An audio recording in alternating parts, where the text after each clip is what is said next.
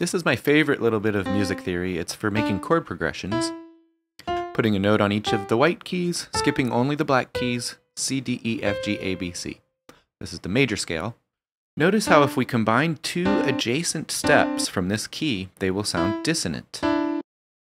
So instead of the adjacent note, let's try the note one more step up. This is called a third, and it sounds harmonious.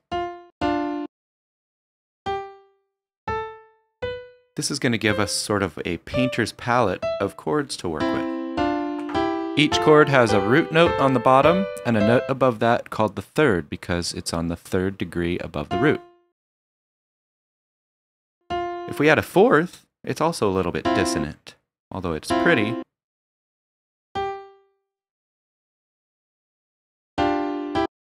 So instead, let's try the fifth.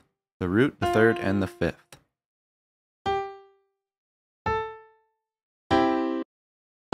And these are very harmonious. These little three-part combos are called triads, and they form the most standard type of chords. Some of these chords share some commonalities. So for example, some of them have a large space where the third is. Those are called major chords, and they sound sort of happy. The first, the fourth, and the fifth.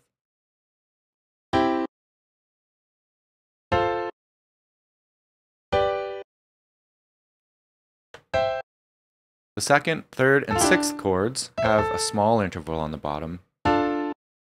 These are called minor chords. And the seventh chord has a small third and a small fifth. It's called a diminished chord.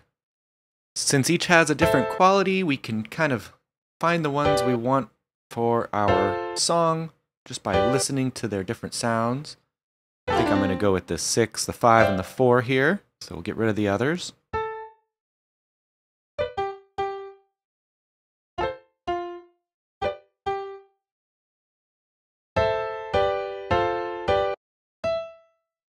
Let's go ahead and mess with the rhythm next.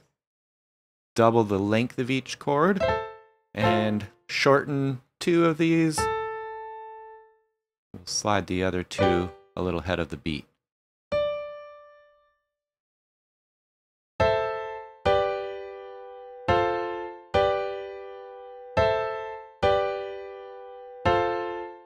So here's a chord progression. It's still in the key of C major, only using white keys. If I wanted to change that, I can just slide all the notes to another key by keeping them together.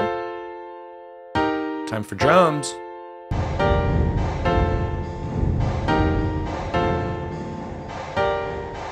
Try out a synth sound on this.